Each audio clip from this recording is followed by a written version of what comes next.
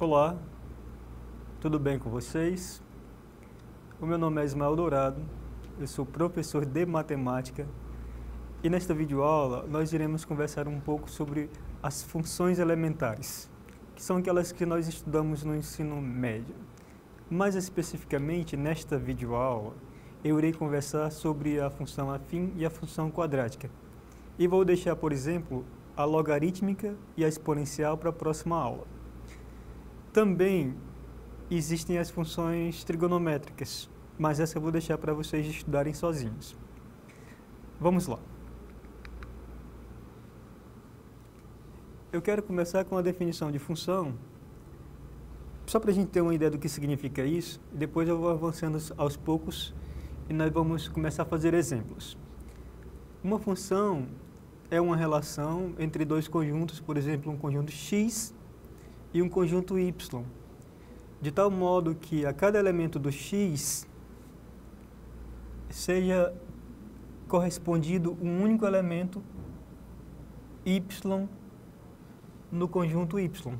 Esse y pode ser escrito igual f de x. Normalmente nós escrevemos a função em símbolos dessa maneira.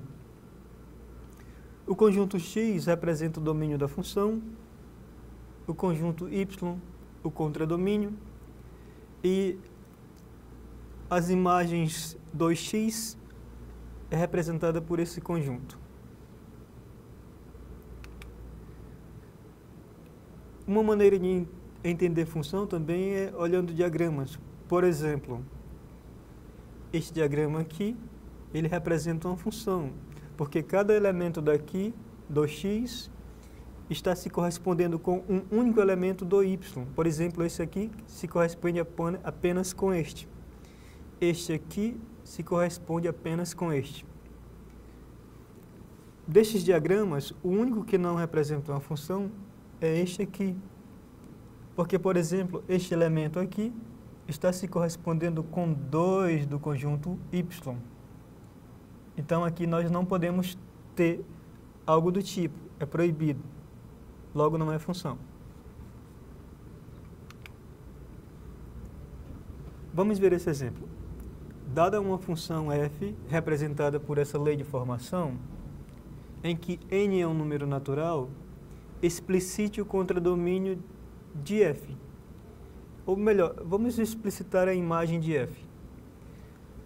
Aqui eu vou fazer o conjunto n, o conjunto dos números naturais. Digamos que 0 seja um número natural, 1, 2, 3 e assim por diante.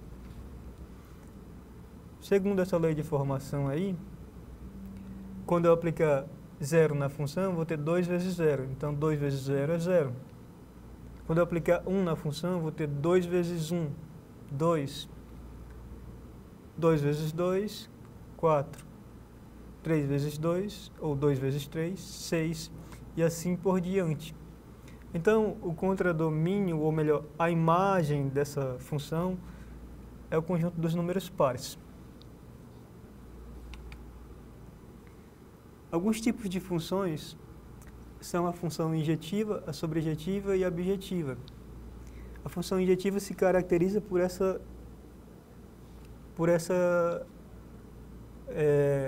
correspondência. F de A igual a F de B implica em A igual a B. A sobrejetiva é caracterizada da seguinte maneira: todo y no contradomínio tem um correspondente x no domínio. E a objetiva, ela é injetiva e sobrejetiva ao mesmo tempo.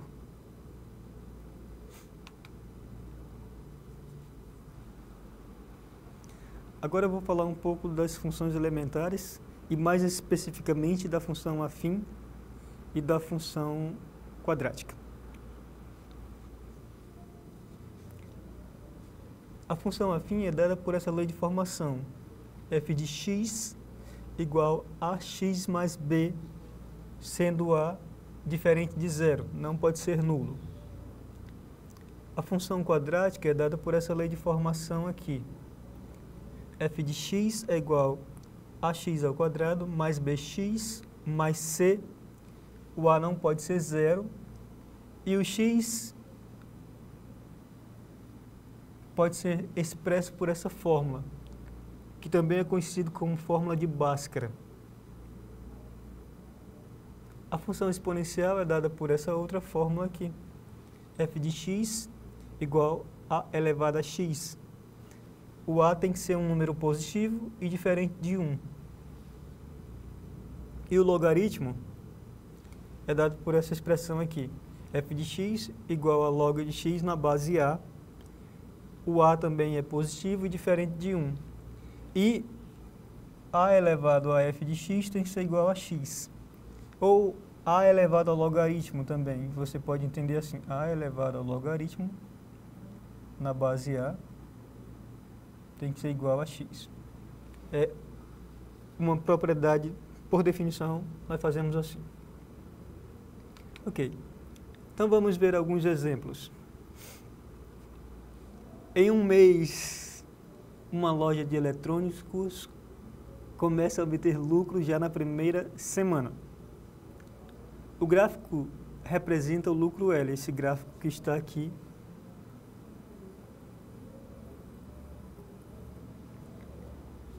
Desde o início do mês até o dia 20. Mas esse comportamento se estende até o último dia, o dia 30. Apresente a representação algébrica do lucro em função do tempo E. Ou seja, nós queremos determinar a fórmula que representa o lucro. Aqui nós temos uma função que é representada por uma reta, então isso é uma função afim. O que acontece é que a função afim é dada da seguinte maneira: f de x igual a x mais b. Além do mais, como ela é uma reta, ela corta o eixo dos y aqui no ponto B. Isso é uma informação importante. Por exemplo, se eu estender esse gráfico aqui, eu sei que B é menos 1000. Então, de cara, nós já temos uma coisa interessante aqui. Ó. Quando x é 0 ou o tempo é 0, eu sei que B, isso é igual a B e é igual a menos 1000. Agora, eu tenho por enquanto que f de... Eu vou mudar o x para t, para colocar tempo ali. A vezes t menos 1000. Parcialmente eu tenho essa fórmula. Por exemplo, quando o lucro é 0 aqui, no quinto dia do mês, eu posso concluir o seguinte: quando o lucro é 0, A vezes 5, que é o quinto dia do mês, menos 1000, implica em A igual a 20, se você fizer as contas. Dessa forma, isso vai implicar que a função que representa o lucro é dada por 200 A menos 1000.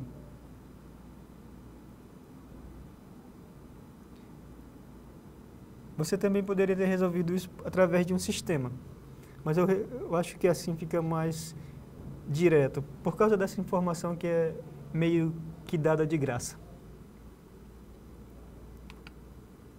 Vamos ver mais um exemplo. Uma cisterna de 6.000 litros foi esvaziada em um período de 3 horas. Na primeira hora, foi utilizada apenas uma bomba, mas nas 2 horas seguintes, a fim de reduzir o tempo de esvaziamento, outra bomba foi ligada junto com a primeira. O gráfico, formado por 2 segmentos de reta, mostra o volume de água presente na cisterna em função do tempo. Agora a nossa pergunta é a seguinte: qual é a vazão em litros por hora da bomba que foi ligada no início da segunda hora, ou seja, da segunda bomba? Então, o que nós devemos verificar é o seguinte, ó. Neste momento aqui, está só uma bomba. A partir da segunda hora, vão ser as 2 bombas. Então, aqui. Neste momento aqui, 2 bombas. Veja bem, em ambos os casos aqui eu tenho o gráfico de uma função afim. Ó. Nessa parte aqui eu tenho o gráfico de uma função afim e nessa parte aqui eu também tenho o gráfico de uma função afim. No entanto, eu só estou interessado na taxa de variação da função afim, que é o a da função. Por exemplo, f de t é igual a t mais b. Então, eu só estou interessado nesse valor aqui que é chamado a taxa de variação. A taxa de variação da função afim é dada da seguinte maneira.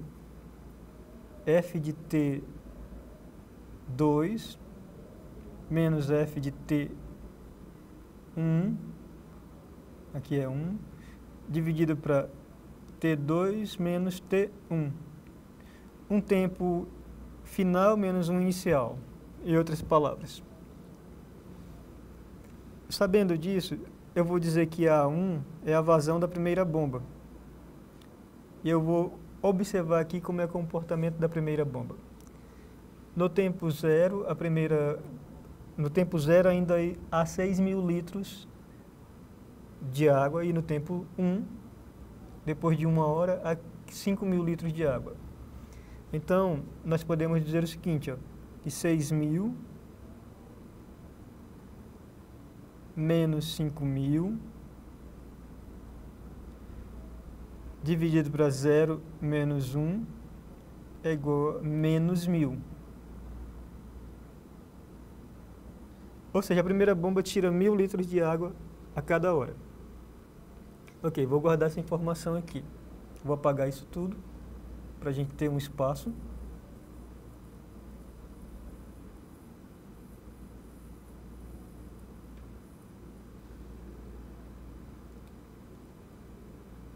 Apagar aqui também.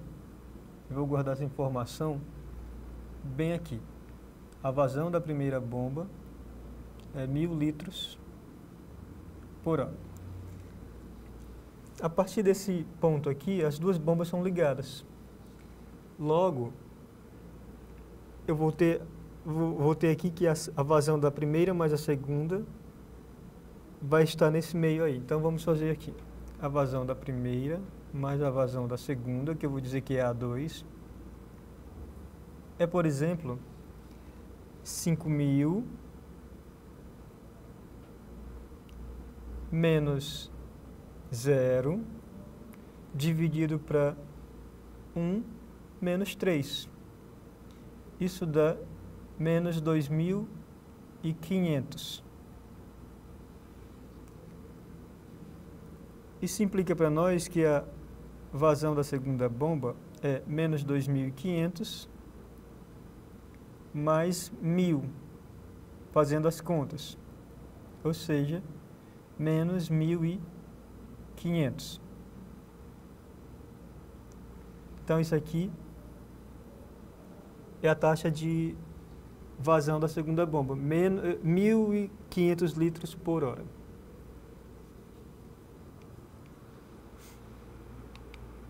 Agora eu vou fazer um problema sobre a função quadrática. E eu vou explicar algumas coisas relativamente ao gráfico dela. Então, por favor, prestem bastante atenção.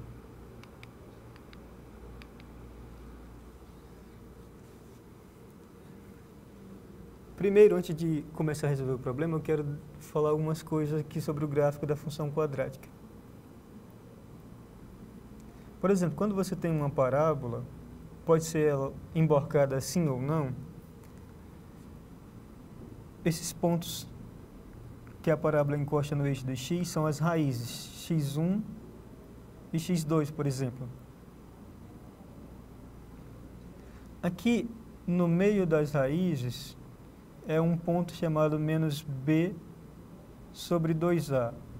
Esse ponto é a média aritmética das raízes. E aqui, quando eu aplico esse valor na fórmula da função quadrática, digamos que seja dada por at ao quadrado mais bt t mais c, você vai encontrar o seguinte, ó, que esse ponto aqui é menos b ao quadrado. Vou colocar assim. Deixa eu pegar um espaço aqui.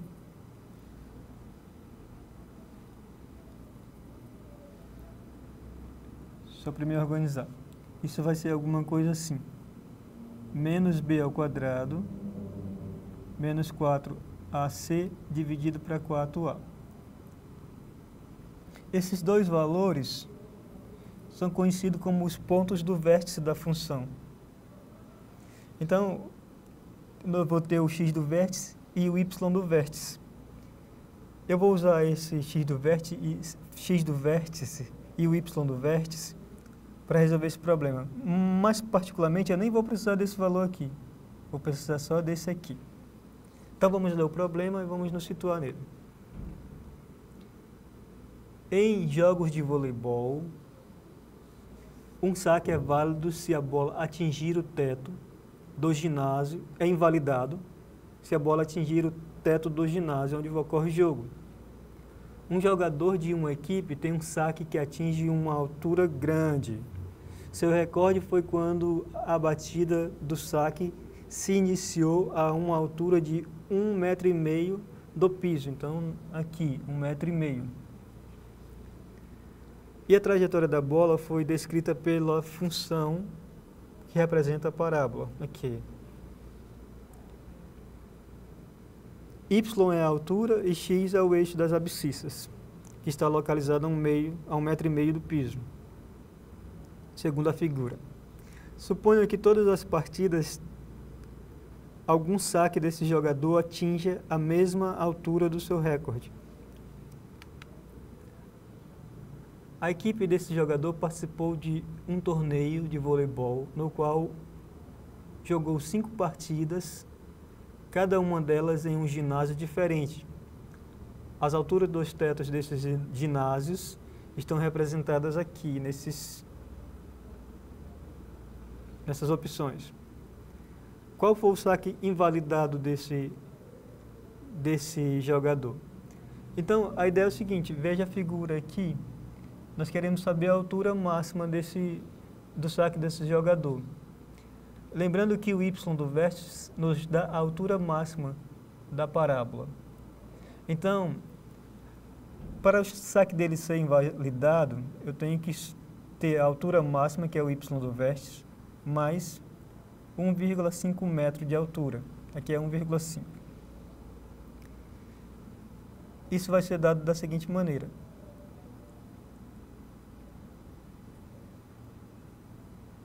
Menos b ao quadrado menos 4ac dividido para 4a mais 1,5. Aqui eu vou dizer para você que você deve substituir todos aqueles valores da função, que ela é dada da seguinte maneira. Y é igual a menos 1/6 de x ao quadrado